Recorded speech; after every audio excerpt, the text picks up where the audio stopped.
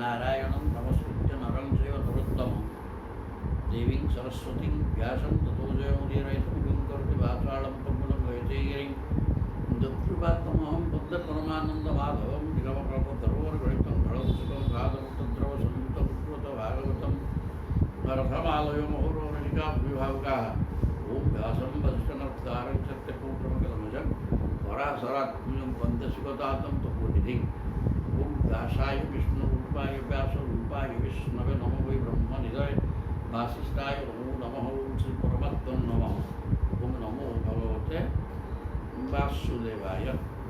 वर्तमान एकादश स्कंध अध्याय चतुर्थ ऋषभंकर 9 जन ब्रह्मज्ञानी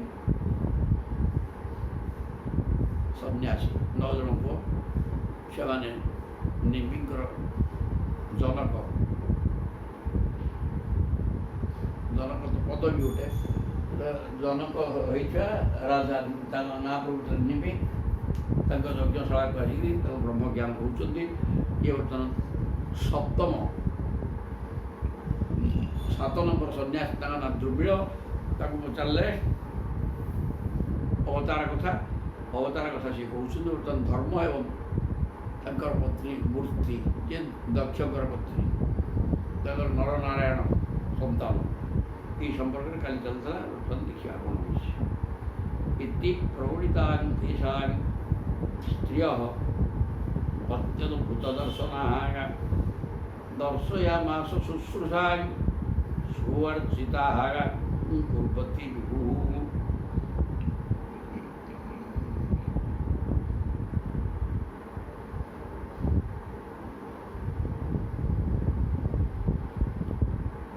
समग्र कठिन तपस्या को व्यक्त कर प्रकार अप्सरा मैंने कहले जे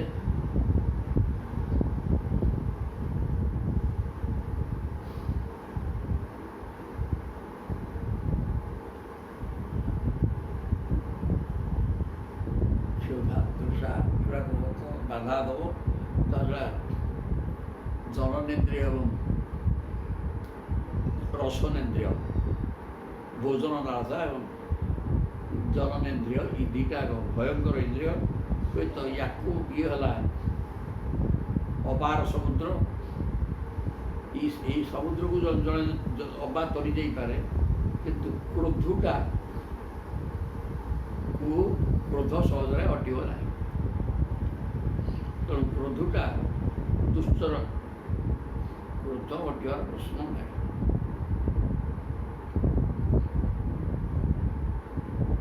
जो क्रोध निजर क्षति करे से क्रोधटी की हटेवा एत सहज नुहे तो से क्रोध क्रोध थी लोकटा तपस्या तार नष्ट हो जाए कथा कहला कथा किए कहले अप्सरा मैंने कहते क्या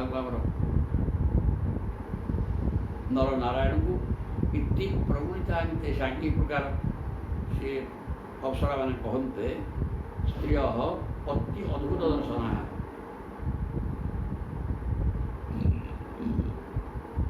कामदेव और बसंत आदि भगवान के प्रकार कहते भगवान निज जोग बेले से सम्मुखें बहु रमणी सृष्टि कर स्त्री अति अद्भुत दर्शन स्त्रिया दर्शयामास अनेक अद्भुत दर्शन मान विचित्र रूप आकर्षणीय रूप थी अनेक स्त्री सृष्टि करदे प्रभु जो मैंने कि शुश्रूषा स्वर्चिता पूर्वती जो मैंने कि प्रभु को सेवार अच्छा नर नारायण सेवा करा अनेक अप्सरा अनेक अद्भुत स्त्री अति सुंदर स्त्री सब सृष्टि करदे देवांतरा दृष्टा स्त्रिय श्री रूपिणी बंधेन मुहुतासां रूपौदार्य हतस्या देवानुसरा श्री जो देवता अनुसर देवानुसर कहले किए अप्सरा माने देवता भोग्या अप्सरा माने ଦୃଷ୍ଟ୍ୱା ଦେଖିଦେଲେ ଶ୍ରୀହିବ ରୂପିଣ ସ୍ତ୍ରୀୟ ଠିକରେ ସବୁ ଲକ୍ଷ୍ମୀଙ୍କ ଭଳିଆ ଦିଶୁଛନ୍ତି, ଅତି ଉଚ୍ଚକୋଟୀର ସବୁ ସୁନ୍ଦର। ୟାକୁ ଇଏ ପ୍ରଭୁ ନିଜ ଦେହରୁ ନିଜ ବାହାର କରିଦେଲେ ଏଠି ଗନ୍ଧେନ ମୋମୋ ତା ସେମାନଙ୍କର ଶରୀରରୁ ଏ ପ୍ରକାର ଗନ୍ଧ ବାହାରୁଛି, ଆମୋଦପ୍ରଦ ଗନ୍ଧ ସୁବାସ, ତାକୁ ସେମାନେ ଗନ୍ଧକୁ ଆଘ୍ରାଣ କରି ଛାନିଆ ହେଇଗଲେ। ଆଉ ରୂପ ଔଦାର୍ଯ୍ୟ ହତଶ୍ରେୟ, ତାଙ୍କର ରୂପ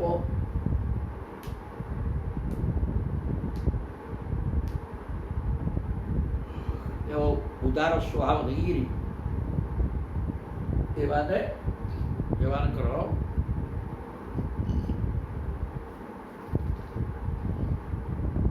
ମନ ଦବିଗଲା। ଏମାନେ ସବୁ କହିଲେ ଆମେ କି ସୁନ୍ଦରୀ, ଆମେ କ'ଣ କି ଅପସରା ହେଇଛେ, ଏସବୁ ଏକୁଆର ତାଠୁ ବଳକା ସବୁ ଲକ୍ଷ୍ମୀ ଭଳିଆ ରୂପବତୀ ଏବଂ କି ଗନ୍ଧ ତାଙ୍କ ଶରୀରରୁ କେତେ ସୁଗନ୍ଧ ବାହାରୁଛି। ତେଣୁ ତାଙ୍କର ରୂପ ଏବଂ ଉଦାର ସ୍ୱଭାବ ଇତ୍ୟାଦି ଦେଖି ଏମାନଙ୍କର ମନ ତୁଚ୍ଛ ହେଇଗଲା। ତାନ୍ ଆହ ଦେବଦେବେଶଃ ପ୍ରଣତାନ୍ ପ୍ରହସନ୍ ନିବଗତ୍ ଆଶାଂ ଏକତମଂ ବୃଦ୍ଧୋ ସବର୍ଣ୍ଣାଂ ସ୍ୱର୍ଗଭୂଷଣାଂ। ତାନ୍ ଆହ ଦେବଦେବେଶଃ, ଦେବଦେବଙ୍କର ଈଶ୍ୱର, ଦେବତାମାନଙ୍କର ଦେବତା, ତାଙ୍କର ଈଶ୍ୱର ମାନେ ସ୍ୱାମୀ। ଦେବତାମାନଙ୍କର ଦେବତା କିଏ? ସେ ନର ନାରାୟଣ ବା ନାରାୟଣ।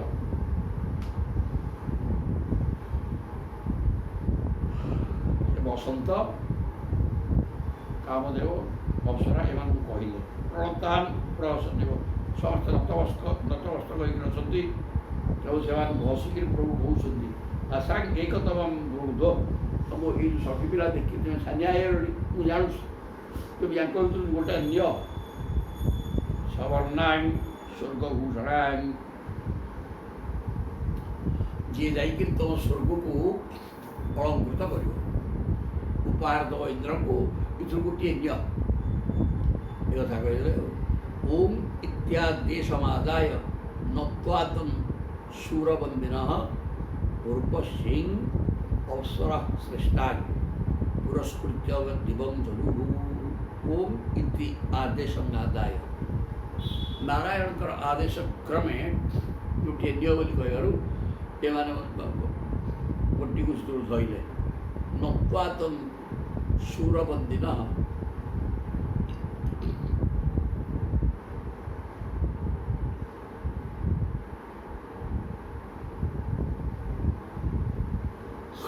ତାକୁ ନମସ୍କାର କରି ଦେବତାମାନଙ୍କ ଦ୍ୱାରା ବନ୍ଦିତ ପ୍ରଭୁଙ୍କୁ ନମସ୍କାର କରି ତାଙ୍କ ଭିତରୁ ଗୋଟିଏ ଉର୍ବଶୀ ଅପ୍ସର ଶ୍ରେଷ୍ଠା, ଅପ୍ସରା ଭିତରେ ସର୍ବଶ୍ରେଷ୍ଠା ସିଏ ହେଇକି ରହିଲେ। ଉର୍ବଶୀକି ଧରିକିରି ପୁରସ୍କୃତ୍ୟ ଜୀବନ ଧରୁ, ଉର୍ବଶୀକି ଧରିକିରି ସେ ଚାଲିଲେ। କିଏ ସେ? କାମଦେବ।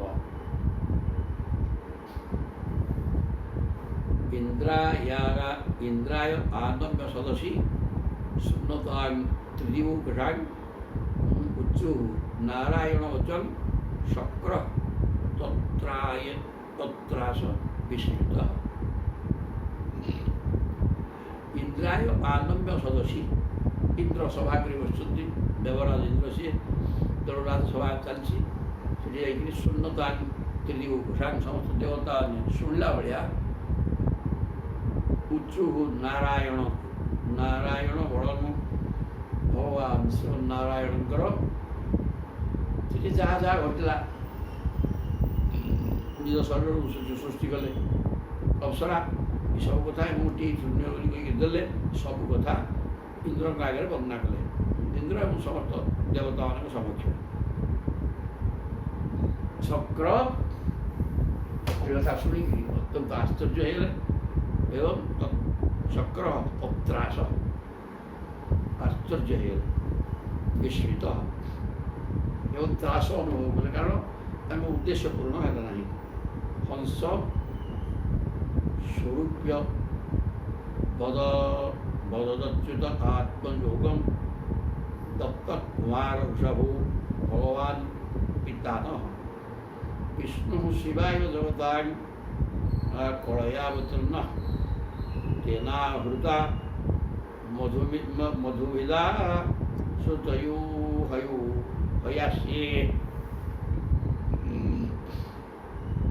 हंसस्वरूप अवरत अच्युत आत्मयोगम।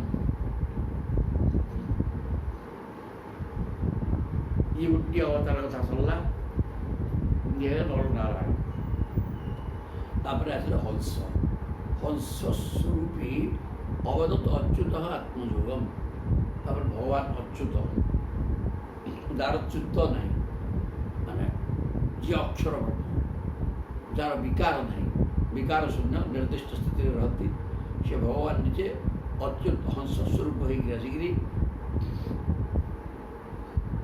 निजर कथा कहले ब्रह्म पदार्थ कौन सी निजे जानते सी निजे चिंतते आउ जानी तेणु से सब वर्णना कले दत्त कुमार ऋषभ भगवान पितामह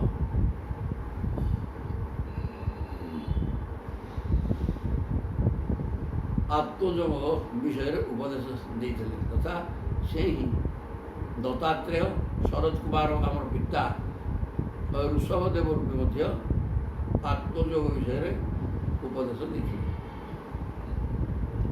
दत्तात्रेय कुमार चतुष्षद ऋषभ जी की आमर पिता समस्त की विष्णु शिवाय जगता कलयावतीर्णः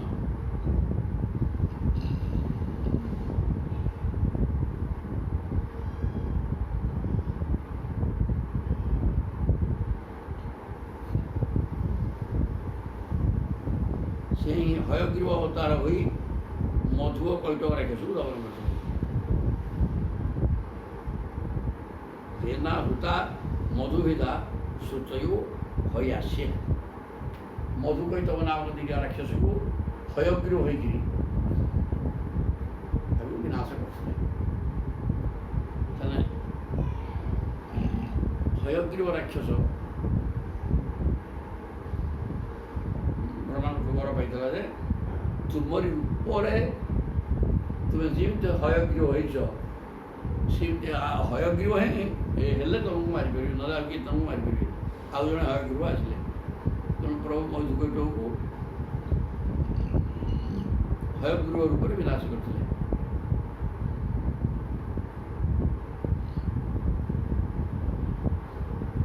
दीटा अवतार कथा कहला गोटे हंस आ गोटे हयग्रीव गुप्त अव्यय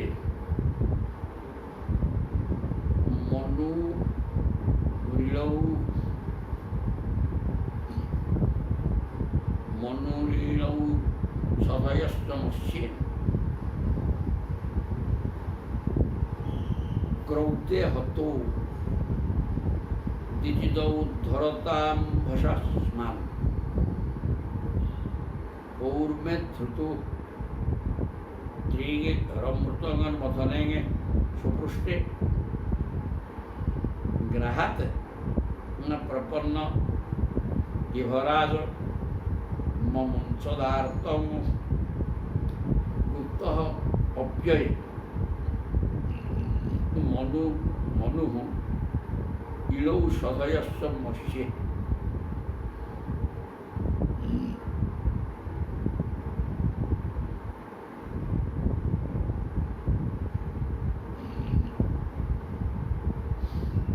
प्रलय समय मत्स्यावतार होइछे सत्यव्रत मनु को पृथ्वी को तथा औषधि को रक्षा करते अव्यय माने प्रलय समय विनाश समय संसार विनाश होता समय गुप्त रक्षा करते मनु प्रियव्रत सत्यव्रत राजा सी है मनु सत्यव्रत को एवं औषध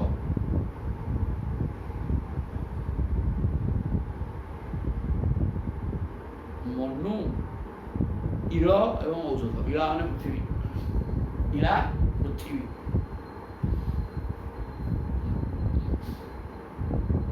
मनु माने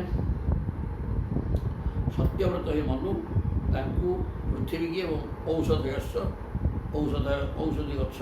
ସମସ୍ତ ଗଛ ଲତା ତାର ମଞ୍ଜିକି ଧରିକିରି ସତ୍ୟବ୍ରତ ଆସିଥିଲେ। ମତ୍ସ୍ୟ ଅବତାର ହେଇକିରି ପ୍ରଳୟ ଜଳରୁ ସେମାନଙ୍କୁ ରକ୍ଷା କରିଥିଲେ। ଆଉ ତାପରେ କରୁଡ଼େ ହତୁ ଦ୍ୱିତୀଜ ଉଦ୍ଧରତାମ୍ଭସ୍ମାନ ତାର ଇଏ ଗୋଟେ ଅବତାର ପଳେଇଲେ କ'ଣ ମତ୍ସ୍ୟାବତାର କ୍ରୋଡ଼ ମାନେ ବରାହ ଅବତାର ଆସିଲା। କ୍ରୌଡ଼େ ହତୁ ଦ୍ୱିତୀଙ୍କର ପୁତ୍ର ହିରଣ୍ୟାକ୍ଷ ତାକୁ ସେ ମାରିଥିଲେ। ଉଦ୍ଧରତାମ୍ଭସ୍ମାନ ପାଣି ଭିତରୁ ପୃଥିବୀକି ଉଦ୍ଧାର କରିବା ସମୟରେ ଭଗବାନ ବରାହ ଅବତାର ହେଇକିରି ଭିତରେ ଜଳ ମଧ୍ୟରେ ବୁଡ଼ିକି ଥିବା ପୃଥିବୀକି ଉପରକୁ ଟେକି ଆଣିବାର ବ୍ୟବସ୍ଥା କରୁଥିଲେ। ଏ ସମୟରେ ହିରଣ୍ୟାକ୍ଷ ଯାଇକି ପହଞ୍ଚିଗଲା ଏବଂ ତାଙ୍କ ସହିତ ଭର୍ସନା କଲା ଏବଂ ଯୁଦ୍ଧ ଦିଅ ବୋଲି କହିଲା। ପ୍ରଭୁ ନ ଶୁଣି ଦାନ୍ତରେ ପୃଥିବୀକି ଧରିକି ଦାନ୍ତ ଉପରେ ଧରି ଆଣିକି ଥୋଇଦେଲେ ଜଳ ଉପରେ, ତାପରେ ଯୁଦ୍ଧ କରି ତାକୁ ମାରିଥିଲେ। ତେଣୁ କ୍ରୋଡ଼ ମାନେ ଶୁକର ଅବତାର କଥା ସରିଲା। ମତ୍ସ୍ୟ ଗଲା, ଶୁକର ଗଲେ। ଏଠୁ କୂର୍ମ ଅବତାର ବି ପ୍ରଭୁ ହେଇଥିଲେ। କୌର୍ମେ ଧୃତ ଅଦ୍ରି ଅମୃତୁବନ ମଥନେ ସୁପୃଷ୍ଠେ। ଅମୃତ ଯେତେବେଳେ ଦେବତା ଅସୁରମାନେ ମନ୍ଦରାଚଳକୁ ପାଦଣ୍ଡ କରିକିରି ସମୁଦ୍ର ମନ୍ଥନ କଲେ, ସେହି ସମୟରେ ସମୁଦ୍ରଟା ତଳକୁ ଗଡ଼ିଗଲେ। ତେଣୁ ପ୍ରଭୁ ଦେଖିଲେ ଏ ତ କୂର୍ମ ଅବତାର ହେଇଗଲେ। ବିରାଟ କୂର୍ମ ମନ୍ଦରାଚଳଟା ତାଙ୍କ ପୃଷ୍ଠରେ ରହିଲା। ଫଳରେ ପୃଥିବୀ ତଳକୁ ଗଳିଲାନି। ଦେବତା ଅସୁର ମନ୍ଥନ କରିକି ଅମୃତ ପାଇଁ ସମୁଦ୍ର ମନ୍ଥନ କଲେ। ଆଉ ନହେଲେ ମନ୍ଥନ ହେଇପାରିନଥାନ୍ତା। ପ୍ରଭୁ ଏଇ କୂର୍ମ ଅବତାର ହେଇକିରି ପର୍ବତକୁ ଟେକି ଧରିଥିଲେ। ତେଣୁ କୂର୍ମ ଅବତାର କଥା ସରିଲା। ଗ୍ରାହକ ପ୍ରପନ୍ନ ଇଭରାଜ ମମୁଞ୍ଚଦାର୍ତ୍ତମ। ଆଉ ଗୋଟେ ଅବତାର ପ୍ରଭୁ ହେଇଥିଲେ ହରି, ଶ୍ରୀହରି ହେଇକିରି ଆସିଲେ। କ'ଣ କଲେ ନା ଗ୍ରାହ କୁମ୍ଭୀର ମୁଖରୁ ଗଜକୁ ପ୍ରପନ୍ନାୟ ଗଜ କୁମ୍ଭୀର ଯୁଦ୍ଧ 1000 ବର୍ଷ ଲାଗିଲା। ହାତୀଟା ଦୁର୍ବଳ ହେଲା, ମୃତ୍ୟୁ ମୁଖରେ ପଡ଼ିଗଲା। ତେଣୁ ସିଏ ଡାକିଲା, ପ୍ରଭୁ ଆସିକି ତାକୁ ଉଦ୍ଧାର କରିଥିଲେ। ପ୍ରଭୁ ହେଲେ ଶ୍ରୀହରି ହେଇକି ଆସିଥିଲେ। ତାପରେ ସଂସ୍ତୁନ୍ନତୋବ୍ଧି ପତିତାଂ ଶ୍ରବଣାନ୍ ବୃଦ୍ଧାଂ ଶକ୍ରଂଚ କୃତବଧ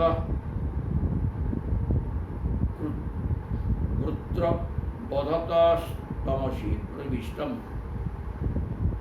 ଦେବସ୍ତ୍ରିୟଃ ସୁରଗୃହେ ପିହିତା ଅନାଥା ଜଘ୍ନେ ସୁରେନ୍ଦ୍ର ମହୋୟାୟ ସତାଂ ନୃସିଂହେ। ସଂସ୍ତୁନ୍ନତୁ ଅବ୍ଧିପତି ପତିତାନ୍ ଶ୍ରମଣାନ୍ ରୁଷାଂଶ୍ଚ।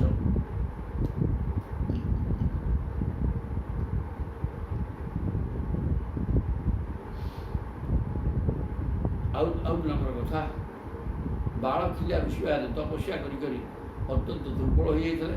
ସେମାନେ କଶ୍ୟପ ମୁନିଙ୍କ ନିମନ୍ତେ ସମିଧ ଆଣୁଥିବା ବେଳେ ଗୋରୁ ଘୋଡ଼ା ଭିତରେ ପଶିକିରି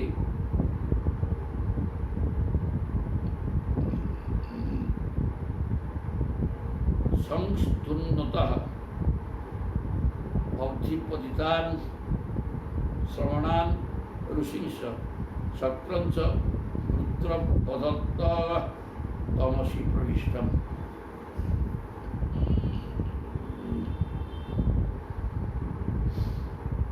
ସେମାନେ ଭଗବାନଙ୍କୁ ସ୍ତୁତି କରିବାରୁ ଭଗବାନ ସେମାନଙ୍କୁ ଉଦ୍ଧାର କରିଥିଲେ।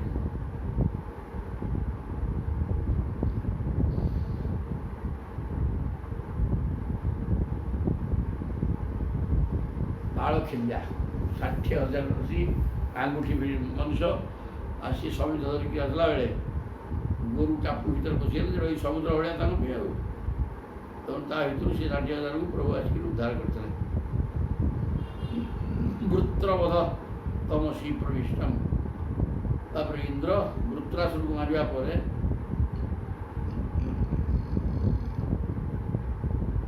ବୃତ୍ର ହତ୍ୟା ପାପ ବଢ଼ିଗଲା। ସେ ସେଇ ଭୟରେ ପଳାଇ ଯାଇ ଲୁଚିଥିଲେ। ସେତେବେଳେ ଭଗବାନ ହିଁ ତାଙ୍କୁ ସେହି ପାପରୁ ରକ୍ଷା କରିଥିଲେ।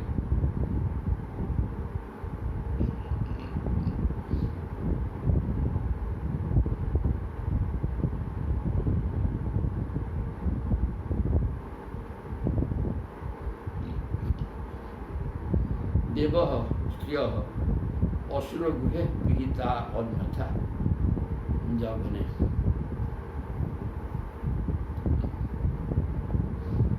इंद्र वृत्रटा वृत्रासुर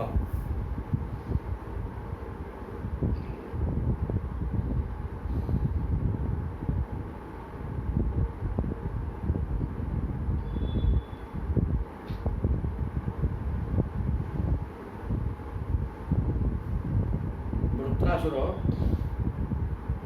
ब्राह्मण ऋषि द्वारा सृष्ट तेणु सी इंद्र ताकू बध करला ब्रह्म हत्या दोष लगे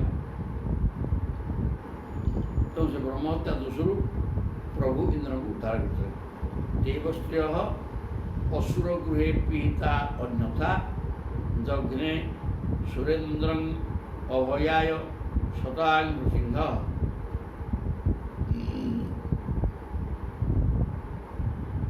देवता मान स्त्री मान हिरण्यकशिपु बंदी कर रखी देता से प्रभु नरसिंह रूप होकर विनाश करी देवांगन मान को उद्धार करते।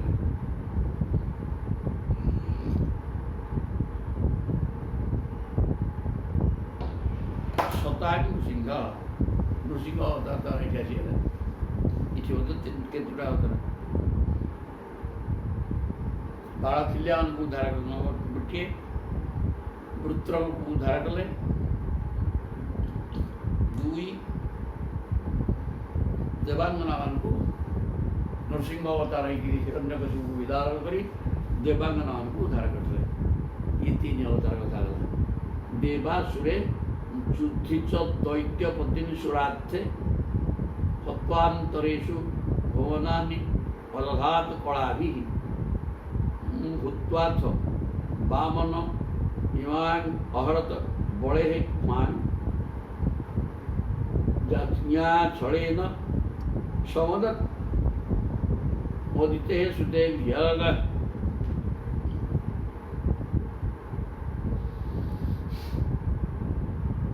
देवता मान को रक्षा करने निमंते भगवान देवासुर संग्राम रे दैत्यपति मान को बध्य कर देते। देवासुरे युद्धिच दैत्य पत्नी सुरार्थे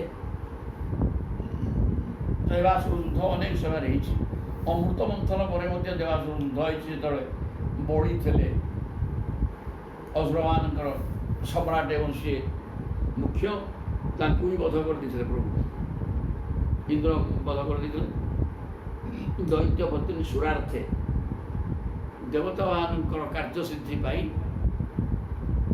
असुर मान प्रभु विनाश कर देते। सत्वान्तरेषु भुवनानि अदधात कलाभि एवं विभिन्न मन्वंतर निज शक्ति बल अनेक अंशावतार ग्रहण कर त्रिभुवन को रक्षा करते। भुवनानि अदधात कलाभि कला कला नहीं अवतार नहीं विभिन्न समय विभिन्न अवतार होकर देश को संसार को उद्धार करते प्रभु कहीं दुर्जन मान द्वारा पीड़ित होता सज्जन मान जो दुर्जन मान द्वारा पीड़ित होती धर्म नष्ट हो जाए तो धर्म सुरक्षा पापी मान बद्ध लोक शिक्षा प्रभु विभिन्न समय विभिन्न अवतार नहीं भूतार्थ बामन बामन अवतार नहीं इमां अहरत बड़े बामन अवतार ବଢ଼ି ବଳବାନ ହେଇକି ବାହାରିଲେ ଶୁକ୍ରଙ୍କର ଆଶୀର୍ବାଦରୁ ଏବଂ ଇନ୍ଦ୍ରକୁ ପରାସ୍ତ କରିକିରି ଚତୁର୍ଦ୍ଦଶ ବ୍ରହ୍ମାଣ୍ଡର ମାଲିକ ହେଇଗଲେ। ତେଣୁ ତାଙ୍କୁ ତାଙ୍କ ଆସନ ହଟେଇ ଇନ୍ଦ୍ରଙ୍କୁ ତାଙ୍କ ପଦ ଦେବା ପାଇଁ ପ୍ରଭୁ ବାମନ ଅବତାର ହେଇଥିଲେ। ଅବତାର ହେଇକିରି ପୃଥିବୀକି ପୁଣି ବଳିଙ୍କଠୁ ଦାନ ଆଣିକିରି ଇନ୍ଦ୍ରଙ୍କୁ ଦେଇଥିଲେ। ଯଜ୍ଞା ଛଳେନ ସମଦ ଅଦିତେ ସୁତେ ବିଭାଗ ଅଦିତିଙ୍କ ସ୍ତବା ବଳି ଇତ୍ୟାଦି ଅଦିତିଙ୍କ ସୁତଙ୍କ ଠାରୁ ବଳିଙ୍କଠୁ ଇନ୍ଦ୍ର ଆଣିକିରି ରାଜ୍ୟ ଇନ୍ଦ୍ରଙ୍କୁ ଦେଇଦେଲେ ବାମନ ଅବତାର ହେଇକିରି। ତାପରେ ନିକ୍ଷତ୍ରିୟାନ୍ ଅକୃତ ଗାନ୍ ଗାଞ୍ଚ ତ୍ରିଶବ୍ଦକୃତ ରାମସ୍ତୁ ହୈହୟ କୁଳାକ୍ଷୟ ଭାର୍ଗବ ଆଗ୍ନି ଶ୍ରୋଧିଂ ବବନ୍ଧ ଦଶବକ୍ତ୍ର ମୋହନ ସଲଙ୍କମ୍ ସୀତାପତିୟାର ଜୟତି ଲୋକମଳ ମଳଘ୍ନ କୀର୍ତ୍ତି ନିକ୍ଷତ୍ରିୟାନ୍ ଅକୃତ ଗାଞ୍ଚ ତ୍ରିଶବ୍ଦକୃତ ତିନି ଗୁଣ ସାତ ମାନେ 21 ଥର ବୁଲି ବୁଲିକିରି ପୃଥିବୀକି କ୍ଷତ୍ରିୟ ଶୂନ୍ୟ କରିଦେଲେ। କାରଣ ହୈହୟ ବା କାର୍ତ୍ତବୀର୍ଯ୍ୟାର୍ଜୁନ ବର୍ତ୍ତମାନ ପରଶୁରାମଙ୍କର ପିତା ଚମଦଗିରି ଋଷିଙ୍କି ହତ୍ୟା କରିଦେଲା। ସିଏ ହତ୍ୟା କଲେ ତା ପୁଅ ପରଶୁରାମ ତାକୁ ହତ୍ୟା କରିଦେଲେ। କାରଣ ସେ କାମଧେନୁକୁ ନେଇ ଆଶ୍ରମରୁ ହତ୍ୟା କରିଦେଲା ପରେ ତାଙ୍କ ପୁଅମାନେ ରାଗିକି ଥିଲେ ତାଙ୍କୁ ହତ୍ୟା କଲେ ଯମଦଗିରିକୁ। ହୈହୟ କୁଳାପେୟ ଭାର୍ଗବ ଆଗ୍ନି। ତେଣୁ ସେ ଭାର୍ଗବ ମାନେ ଭୃଗୁବଂଶର ଅଗ୍ନି ସଦୃଶ ହେଇଥିବା ପରଶୁରାମଜୀ ହୈହୟ କୂଳକୁ ଅଗ୍ନି ଦ୍ୱାରା ନିଜେ ତ ଅଗ୍ନି ନା ନିଜେ ଅଗ୍ନି ଅସ୍ୱରୂପ ନିଜେ ହୈହୟ ବା କାର୍ତ୍ତବୀର୍ଯ୍ୟାର୍ଜୁନର ବଂଶକୁ ଜଳେଇ ହୋଇ ଧ୍ୱଂସ କରିଦେଇଥିଲେ। ଏବଂ 21 ବାର ବୁଲିକିରି ପୃଥିବୀକି କ୍ଷତ୍ରିୟ ଶୂନ୍ୟ କଲେ, ରଜା ଶୂନ୍ୟ କରିଥିଲେ। ବ୍ରାହ୍ମଣମାନେ ହିଁ ରଜା ହେବେ।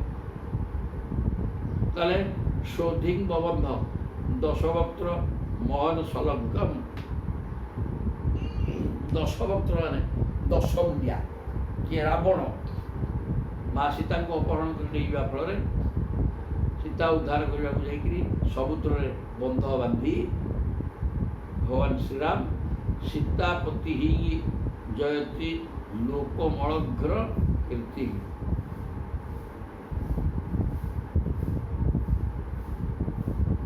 ସୀତାପତି ହି ଜୟତି ସୀତାପତି ଶ୍ରୀରାମଚନ୍ଦ୍ରଙ୍କର ରାମଚନ୍ଦ୍ର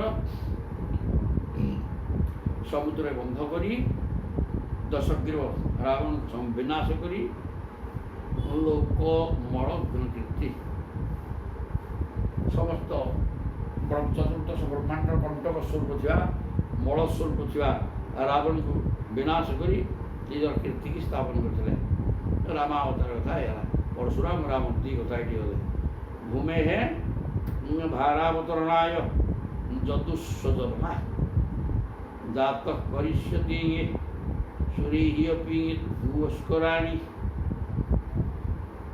ବାଦୟର ବିମୋହୟତି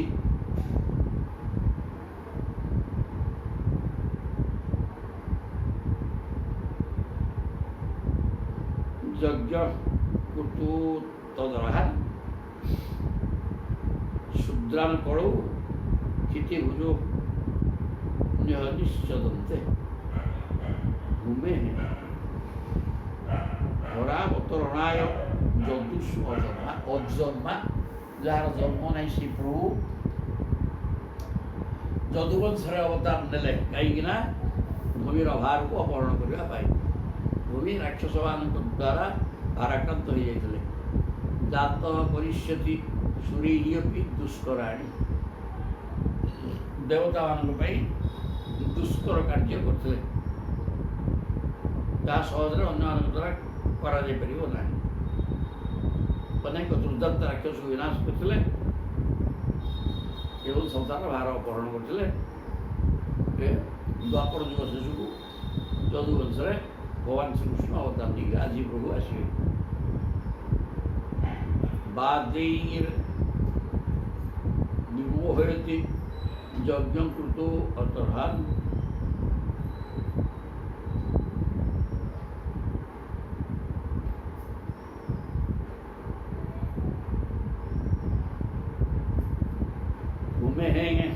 ଭରାବତରଣାୟ ଯଦୁଷୁ। ଯଦୁବଂଶରେ ପ୍ରଭୁଙ୍କର ଜନ୍ମ ନାହିଁ, ଅଜନ୍ମା ପ୍ରଭୁ ଭଗବାନ କୃଷ୍ଣ ଯଦୁବଂଶର ଅବତାର ନେଇକରି ପୃଥିବୀ ଅନେକ ରାକ୍ଷସକୁ ବଧ କରି ପୃଥିବୀ ଭାରକୁ ଅପହରଣ ଦୂର କରିଦେଇଥିଲେ, ଯେଉଁଟା ଅନ୍ୟ କୌଣସି ଦେବତାମାନଙ୍କ ଦ୍ୱାରା ଶୁକର ନୁହେଁ, ଦୁଷ୍କରାଣି। ତାପରେ କ'ଣ ହେଲା? ବାଦେଇ ବିମୋହୟତି ଯଜ୍ଞ କୃତୋ ଅତର୍ଦହାନ୍ ଶୂଦ୍ରାନ୍ କଳୌ କ୍ଷିତିଭୁଜୋ ନିହନିଷଦନ୍ତେ। ଯଜ୍ଞର ଅନଧିକାରୀମାନେ ଯଜ୍ଞ କରୁଥିବା ଦେଖି ସେମାନଙ୍କୁ ଅନେକ ପ୍ରକାର ମତ ଦ୍ୱାରା ମୋହିତ କରିଦେଲେ ଏବଂ କଳିଯୁଗର ଶେଷରେ କଳ୍କୀ ଅବତାର ଗ୍ରହଣ କରି ପ୍ରଭୁ ଶୂଦ୍ର ରାଜାମାନଙ୍କୁ ସଂହାର କରିବେ। ବାଦୀ ବିମୋହୟତି ଯଜ୍ଞ କୃତୁ ଅତର୍ଦହାନ୍। ବ୍ରାହ୍ମଣ ଧର୍ମକୁ, ବ୍ରାହ୍ମଣ ପୂଜା ପଦ୍ଧତି ଅତ୍ୟନ୍ତ ଜଟିଳ, ଲୋକମାନେ ବ୍ୟୟବହୁଳ ହୋଇଗଲା, ଜଟିଳ ହୋଇଗଲା। ତେଣୁ ୟାର ବିରୁଦ୍ଧରେ ବୁଦ୍ଧ ଅବତାର ନେଇକରି ସମାଜକୁ ଉଦ୍ଧାର କରିଥିଲେ। ତାପରେ କଳିଯୁଗରେ ଶେଷ ଆଡ଼କୁ ପ୍ରଭୁ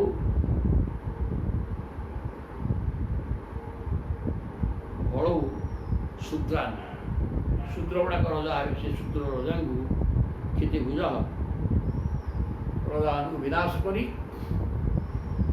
ସବୁ ପ୍ରଜାପୀଡ଼ କହିବେ। ପ୍ରଜାପୀଡ଼ କହି ଯେଉଁ ଶୂଦ୍ର ରାଜା ଏମାନଙ୍କୁ ବିନାଶ କରିକି ପୃଥିବୀର ଭାରକୁ ଅପହରଣ କରିବେ। ଏବଂ ବିଧାନି କର୍ମାଣି ଜନ୍ମାନି च ଜଗତପତେ ଭୂରିଣୀ ଭୂରି ଯଶସଃ ବର୍ଣ୍ଣିତାନି ମହାଭୁଜ। ଏଇଠି ଦୁର୍ମିଳ କହୁଛନ୍ତି ରାଜା ନିମିକି ଯେ ଏଇଭଳିଆ ଇଏ ମହାଭୁଜ,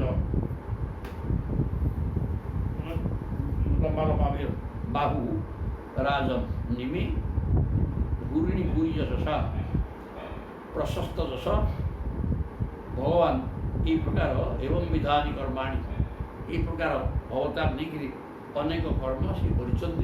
তাঁর অনেক অবতার কেতে বর্ণনা করা ইতি শ্রীমদ ভাগবত মহাপুরাণ পারমহংস্যাং সংহিতায়াং একাদশ স্কন্ধে চতুর্থোধ্যায়। চতুর্থ সরলে অবতার কথা পচারছে দ্রবিড়କୁ সে কহিদেলে। তাপরে পঞ্চম অধ্যায় আসলা। ଆଉ ଦୁଇ ଜଣ ଅଛନ୍ତି ଭକ୍ତିହୀନ ପୁରୁଷମାନଙ୍କର ଗତି ଓ ଭଗବାନଙ୍କର ପୂଜା ବିଧିର ବର୍ଣ୍ଣନା। ରାଜା ଉବାଚ, ରାଜା ନିମି ପ୍ରଶ୍ନ କଲେ ଭଗବନ୍ତଂ ହରି ପ୍ରାୟ ନ ଭଜନ୍ତ୍ୟାତ୍ମବିତ୍ତମାଃ ତେଷାଂ ଅଶାନ୍ତ କାମାନାଂ କା ନିଷ୍ଠା ବିଜିତାତ୍ମନାଂ। ଆତ୍ମତତ୍ତ୍ୱବେତ୍ତା ଯୋଗେଶ୍ୱରଗଡ଼ ଯେଉଁମାନେ ଇନ୍ଦ୍ରିୟ ସଂଯମ କରିପାରି ନାହାନ୍ତି ଏବଂ ତା ସହିତ ଯେଉଁମାନଙ୍କର ଚିତ୍ତ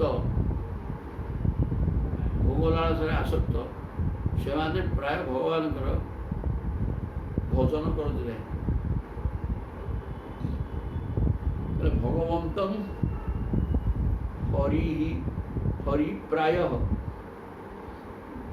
ନ ଭଜନ୍ତି ଆତ୍ମବିତ୍ତମାଃ।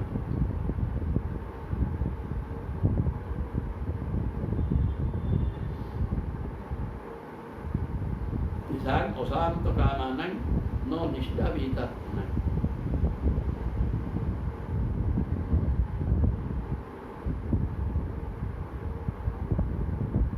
ଆତ୍ମଜ୍ଞାନୀ ମାନେ ଭଗବାନଙ୍କୁ ଭଜନ କରନ୍ତି, କିଛି ଅସୁବିଧା ନାହିଁ। କିନ୍ତୁ ଯେଉଁମାନେ ଅଭିଜିତ ଆତ୍ମା ନାହିଁ, ଯେଉଁମାନେ ଇନ୍ଦ୍ରିୟ ସଂଯମ କରିନାହାନ୍ତି, ସଂସାର ଭିତରେ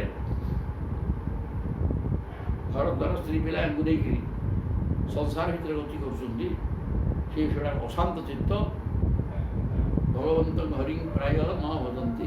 ସେମାନେ ଶ୍ରୀହରିକି ଭଜନ କରୁଥାନ୍ତି, କେବଳ ଇନ୍ଦ୍ରିୟ ତୃପ୍ତିରେ ଲାଗିଛନ୍ତି, ଅଜିତେନ୍ଦ୍ରିୟ ହେଇକିରି। ସେମାନଙ୍କର ଗତି କ'ଣ? ଏଇଟା ହେଲା ରାଜାଙ୍କର ପ୍ରଶ୍ନ। ଦେବୀଙ୍କର ତାର ଉତ୍ତର ଦେବେ ଅଷ୍ଟମ ସନ୍ତାନ ପୁରୁଷଦେବଙ୍କର, ଯିଏକି ବ୍ରହ୍ମଦ ଋଷି। ଚମସ ସେ ବର୍ତ୍ତମାନ ଋଷି ଚମସ କହିବେ ଯେ ଯେଉଁମାନେ ଅଜିତେନ୍ଦ୍ରିୟ ଏବଂ ସଂସାର ରସ ଆସ୍ୱାଦନ କରି ବୁଝୁଛନ୍ତି, ତାଙ୍କର ଗତି କ'ଣ? ମୁଖ ବାହୁରୁପାଦେଭ୍ୟଃ ପୁରୁଷସ୍ୟାଶ୍ରମୈଃ ସହ ଚତ୍ୱାରଃ ଯଜ୍ଞିରେ ବର୍ଣ୍ଣାଃ ଗୁଣୈଃ ପ୍ରାଦୟଃ ପୃଥକ୍। ବ୍ରାହ୍ମଣସ୍ୟ ମୁଖ ଭାସିତ ବାହୁରାଜନ୍ୟ କୃତଃ। ମୁହଁରୁ ବ୍ରାହ୍ମଣ, ବାହୁରୁ କ୍ଷତ୍ରିୟ, ଗୁରୁ ବୈଶ୍ୟ, ପାଦରୁ ଶୂଦ୍ର ବାହାରିଲେ। ପୁରୁଷ ସୂକ୍ତରେ ଏସବୁ ସ୍ପଷ୍ଟ ଭାବରେ ଅଛନ୍ତି। ତାପରେ ଚତ୍ୱାରଃ ଯଜ୍ଞିରେ ବର୍ଣ୍ଣାଃ ବିପ୍ରାଦୟ ପୃଥକ୍ ପୃଥକ୍। ଆଶ୍ରମଚାରୀ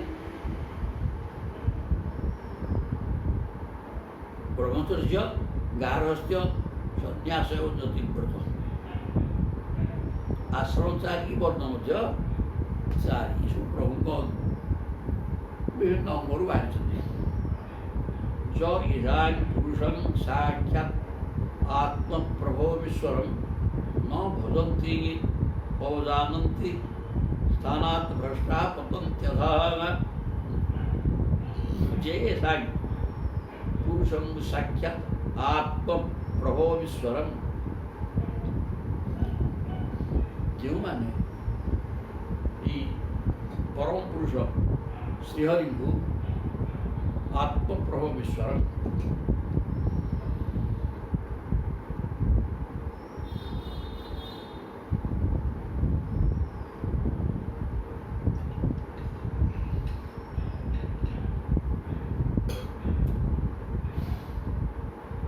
ପରମାତ୍ମା ବା ପରମ ବ୍ରହ୍ମଙ୍କର ଅଂଶ ସ୍ୱରୂପ ଏ ଈଶ୍ୱରଙ୍କୁ ଯେଉଁମାନେ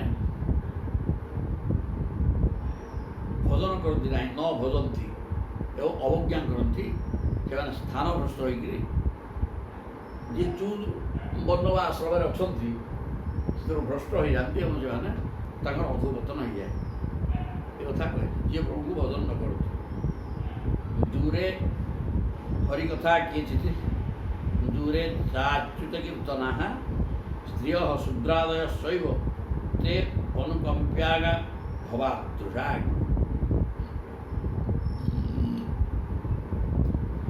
ଦୂରେ ହରିକଥା କିଏଚିତ୍, କେହି କେହି ପ୍ରାଣୀ ଏଠି ମନୁଷ୍ୟ ହରିକଥାଠୁ ବହୁତ ଦୂରରେ ରହନ୍ତି, ଅର୍ଥାତ୍ ଏ ଭାଗବତ କଥା ହିସାବରେ ଶୁଣିବାକୁ ପ୍ରସ୍ତୁତ ନୁହନ୍ତି। ଦୂରେ ଚାଚ୍ୟୁତ କୀର୍ତ୍ତନାଃ, ଅଚ୍ୟୁତଙ୍କର ନାମ କୀର୍ତ୍ତନ ଆଉ ଭାଗବତ କଥା ଯଶ କୀର୍ତ୍ତନ, ଗୁଣ କୀର୍ତ୍ତନ। ସେ ହରିକଥାରୁ ଦୂରେଇକି ରହିବା ବା କୀର୍ତ୍ତନରୁ ଦୂରେଇକି ରହିବା ଲୋକ ଅଛନ୍ତି ବହୁତ। ଆଉ ସ୍ତ୍ରୀ ଶୂଦ୍ରାଦୟ ଶୈବ, ସ୍ତ୍ରୀ ଶୂଦ୍ର ଏମାନେ ବି ନା ହରିକଥା ଶୁଣୁଛନ୍ତି ନା କୀର୍ତ୍ତନ କରୁଛନ୍ତି। ସ୍ତ୍ରୀ ତ ମୂର୍ତ୍ତିମାନ ମାୟା, ତାକୁ ଭଗବାନଙ୍କୁ ଡାକିବା କ'ଣ ଦରକାର? ते ଅନୁକମ୍ପ୍ୟା ଭବାତୃଷା, ସେମାନେ ସେମାନଙ୍କୁ ଉଦ୍ଧାର କରନ୍ତି।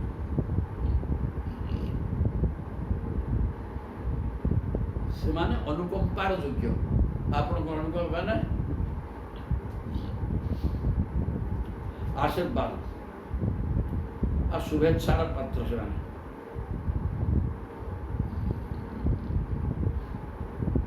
କାହିଁକି ନା ସ୍ତ୍ରୀ ଶୂଦ୍ର ରହିବାରେ ଭଗବାନଙ୍କୁ ଶୁଣୁନାହାନ୍ତି, ତାଙ୍କୁ ଡାକୁନାହାନ୍ତି।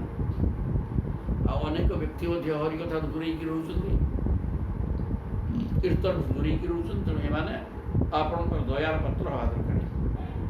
ଏ କଥା କହିଲେ ବିପ୍ର ରାଜନ୍ୟ ବୈଶ୍ୟ ଚ ହରେଃ ପ୍ରାପ୍ତା ପଦାନ୍ତିକଂ ଶ୍ରୌତେନ ଜନ୍ମନା ତଥାପି ମୁହ୍ୟନ୍ତ୍ୟାମ୍ନାୟବାଦିନଃ। କହିଲେ ବ୍ରାହ୍ମଣ କ୍ଷତ୍ରିୟ ବୈଶ୍ୟ ହେଉଛନ୍ତି ଦୁଇ ଜାତି। ବିପ୍ର ରାଜନ୍ୟ ବୈଶ୍ୟ ଚ ହରେଃ ପ୍ରାପ୍ତା ପଦାନ୍ତିକଂ, ଏମାନେ ହେଲେ ବ୍ରାହ୍ମଣ କ୍ଷତ୍ରିୟ ବୈଶ୍ୟ। ଏ ତିନି ହେଲେ କ'ଣ? ଦୁଇ ଜାତି। ତେଣୁ ଏମାନଙ୍କର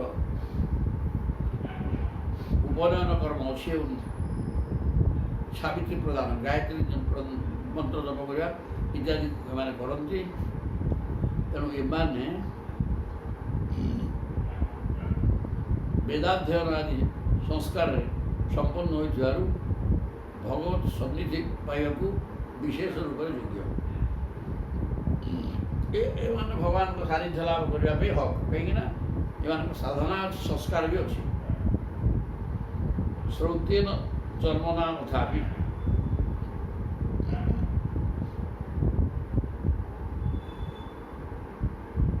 ବୈଦିକ ସଂସ୍କାର, ଶ୍ରୁତ ମାନେ ବେଦ, ବୈଦିକ ସଂସ୍କାର ଦ୍ୱାରା ଏମାନେ ସଂସ୍କାରିତ। ତେଣୁ ଏମାନେ ଆପଣଙ୍କୁ ପାଇବା ପାଇଁ ହକ୍।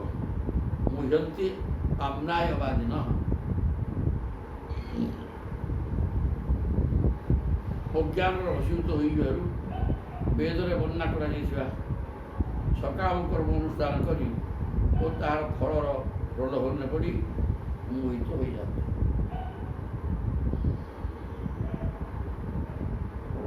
ବ୍ରାହ୍ମଣ କ୍ଷତ୍ରିୟ ବୈଶ୍ୟ ଏ ତିନି ବର୍ଣ୍ଣ ଆପଣଙ୍କର ଚରଣାରବିନ୍ଦ ସେବା କରିବା ପାଇଁ ଯୋଗ୍ୟ ହୋଇଯାନ୍ତି। କିନ୍ତୁ ଏଥିରୁ କେତେକ ବ୍ୟକ୍ତି ସେ ସେବାରୁ ନିଜକୁ ବଞ୍ଚିତ କରିକିରି ବେଦଶାସ୍ତ୍ରକୁ ଅର୍ଥକୁ ଅନର୍ଥ କରି ବୁଝି ଯଜ୍ଞ ପ୍ରବୃତ୍ତି କରିବା ଦ୍ୱାରା ଇନ୍ଦ୍ରପଦ ମିଳିବ, ଗୁଡ଼ାଏ ଫଳ ମିଳିବା ବ୍ୟବସ୍ଥାରେ ବାତି ଯାଆନ୍ତି। ବେଦରେ ବର୍ଣ୍ଣନା କରାଯାଇଛି ଅନେକ ଫଳ ମିଳିବା କଥା, ତେଣୁ ସେ ପ୍ରକାର କର୍ମ କରିକି ଫଳ ପାଇବା ସେ ଦିଗରେ ଲାଗିଯାନ୍ତି। ଆଉ ମୁହ୍ୟନ୍ତି, ମୋହଗ୍ରସ୍ତ ହୋଇଯାନ୍ତି। କାମ୍ନାୟବାଦିନଃ, ବେଦ ବର୍ଣ୍ଣିତ କାର୍ଯ୍ୟକଳାପ ଯାହା ଯଜ୍ଞ କରିବାର ବିଧିବିଧାନ ସବୁ କରାହେଇଛି ସେବା କରିକିରି ସେ ସ୍ୱର୍ଗ ଫଳ ପାଇବା ପାଇଁ ପ୍ରଚେଷ୍ଟା କରନ୍ତି।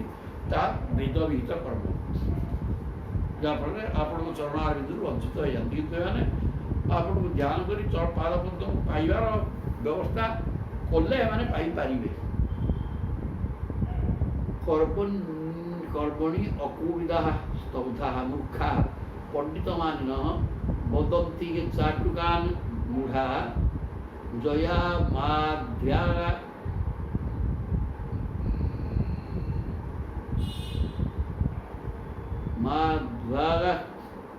ଗିରୁଶ୍ଚୁକାଃ। କର୍ମାଣି ଅକବିଦାଃ, ଯେଉଁମାନେ ଅଜ୍ଞ, କବିଦ ବିଦ୍ୱାନ ନୁହନ୍ତି, ସ୍ତବ୍ଧା ମୂର୍ଖା, ମୂର୍ଖ ଗୁଡ଼ାକ, ସ୍ତବ୍ଧ ମାନେ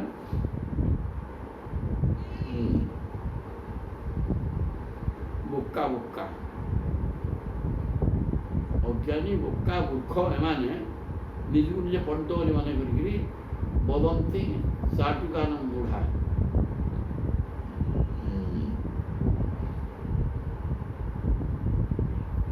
ସେପରି ଗର୍ବୀ ମୂଢ଼ମାନେ କର୍ମଫଳ ବିଷୟରେ ଯେଉଁ ପୁଷ୍ପିତ ମଧୁର ବାଣୀ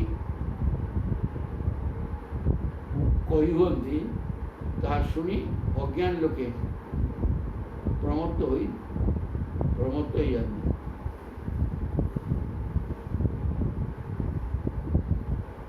କର୍ମାଣି ଅକୁବିଦାଃ ସ୍ତବ୍ଧା, ଭଗବତ କର୍ମ, କର୍ମ କଲେ ଭଗବାନ ମିଳିବେ ସେ ପ୍ରକାର କର୍ମରେ ଯିଏ ଯେଉଁମାନେ ଅକୁବିଦ, ଅଜ୍ଞାନୀ, ମୂର୍ଖ, ଜଡ଼ ରହିଲେ ସେ ଈଶ୍ୱର ଜ୍ଞାନ ନାହିଁ ଆଉ।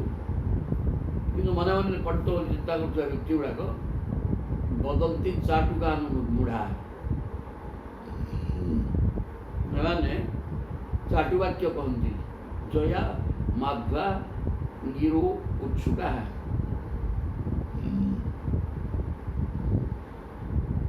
ସେପରି ଗର୍ବୀ ବୁଢ଼ମାନେ କର୍ମଫଳ ବିଷୟରେ ଯେଉଁ ପୁଷ୍ପିତ ମଧୁର ବାଣୀ କହି ହୁଅନ୍ତି। ଏମିତି ଏମିତି କର୍ମ କଲେ ମୂର୍ଖ ଗୁଡ଼ାକ କିନ୍ତୁ ନିଜକୁ ନିଜେ ପଣ୍ଡିତ ବୋଲି ଚିନ୍ତା କରି ଲୋକଙ୍କୁ ବତେଇବେ ଯେ ଯଜ୍ଞ କର, ପଶୁବଦ୍ଧ କିଏ ଯଜ୍ଞ ପ୍ରାଚୀନ ବର୍ଗ ଯଜ୍ଞ କରିଥିଲେ ପଶୁବଦ୍ଧ କରିକି। ନାରଦ ଆସିକି ତାଙ୍କୁ ପ୍ରେରଣା ଦେବା ପରେ ସେଇଭଳିଆ ପଶୁବଦ୍ଧ ରୂପ କର୍ମରୁ ହଟିଥିଲେ। ନହେଲେ ନାହିଁ ନାରଦ ଦେଖେଇଦେଲେ ଯେ ଏଭଳିଆ ପାପ କର୍ମ ନା ଏଭଳିଆ ବ୍ରାହ୍ମଣ ଦେବ ଦେଇଛନ୍ତି ମୁଁ ସେମିତି କରୁଛି। କିନ୍ତୁ ସେଇ ଯେଉଁ ବ୍ରାହ୍ମଣ ଅକୋବିଦ କିଛି ବୁଝିନି, କାଠ ଭଲକିରି ମୂର୍ଖ ଏବଂ ଅଜ୍ଞ, ନିଜକୁ ନିଜେ ପଣ୍ଡିତ ବୋଲି ମନେ କରିକିରି ବେଦରେ ବର୍ଣ୍ଣନା କରାଯାଇଥିବା କର୍ମ ଏ ପ୍ରକାର କର୍ମ କଲେ ଏମିତି ଫଳ ମିଳିବ। ଏମିତି କର୍ମ ଫଳ ଗୋଟେ ବର୍ଣ୍ଣନା କରାଯାଇଛି ଯାହାକି ବନ୍ଧନକାରକ ମୁକ୍ତି ନୁହେଁ। ଜୟା ମାଧ୍ବା ଗିରୁତ୍ସୁକା।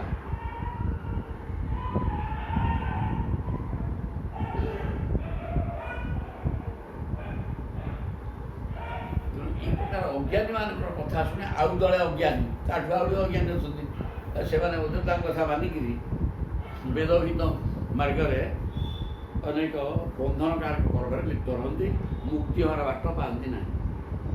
ରଜସା ଘୋର ସଂକଳ୍ପା କାମୁକା ଅହିମନ୍ୟବ ଦାମ୍ଭିକା ମାନିନ ଘା ପାପାହାଗା ବିହସନ୍ତି ଅଚ୍ୟୁତ ପ୍ରିୟାଙ୍ଗନେ। ଅଚ୍ୟୁତଙ୍କର ଅତ୍ୟନ୍ତ ପ୍ରିୟତମ, ତାଙ୍କର ପାଖ ଲୋକ, ତାଙ୍କ ଭକ୍ତ, ତାଙ୍କ ଚାକର ପିଲା ବା ଭକ୍ତ ମାନଙ୍କୁ ହିଂସା କରନ୍ତି, ଦଣ୍ଡିତ କରନ୍ତି। ସେମାନଙ୍କୁ ନିରପରାଧ ଅଚ୍ୟୁତ ପ୍ରିୟ ମାନଙ୍କୁ ଜବରଦସ୍ତ ଅତ୍ୟାଚାର କରନ୍ତି। କିନ୍ତୁ ତାର କ'ଣ ବି ନା ରଜସା ଘୋର ସଂକଳ୍ପ ରଜଗୁଣି ଗୁଡ଼ାକ ସାଂସାରିକ କାର୍ଯ୍ୟରେ ବ୍ୟାପୃତ ରହି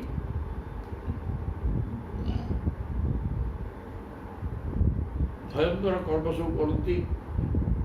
ସେମାନେ କାମୁକ ଏବଂ ଅହିମନ୍ୟବ ସାପ ଭଳିଆ କ୍ରୂର ମାନେ ଭୟଙ୍କର, ଦମ୍ଭିକ ଭାରି ଦମ୍ଭୋକ୍ତି ଏବଂ ଅଭିମାନୀ ପାପୀ, ଏମାନେ ଅଚ୍ୟୁତ ପ୍ରିୟମ୍ ଭଗବାନଙ୍କର ଅଚ୍ୟୁତ ପ୍ରିୟାନ୍ ଭଗବାନଙ୍କର ପ୍ରିୟ ପାତ୍ର ସେବକ ମାନଙ୍କୁ ଉପରେ ଆକ୍ରମଣ କରନ୍ତି।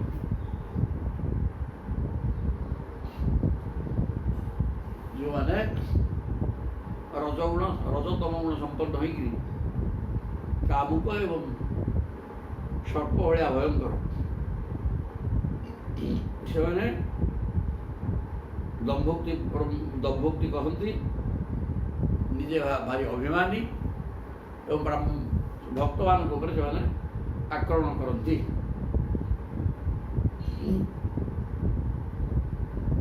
ତେଣୁ ତାର ଫଳ କଦର୍ଯ୍ୟ ଫଳ ବଦନ୍ତି ତେ ଅନ୍ୟନ୍ୟ ଉପାସିତ ସ୍ତ୍ରିୟ ଗୃହେଷୁ ମୈଥୁନ୍ୟ ପରେଷୁ ଚାଶିଷା ଯଜତ୍ୟସୃଷ୍ଟାନ୍ନ ବିଧାନ ଦକ୍ଷିଣಂ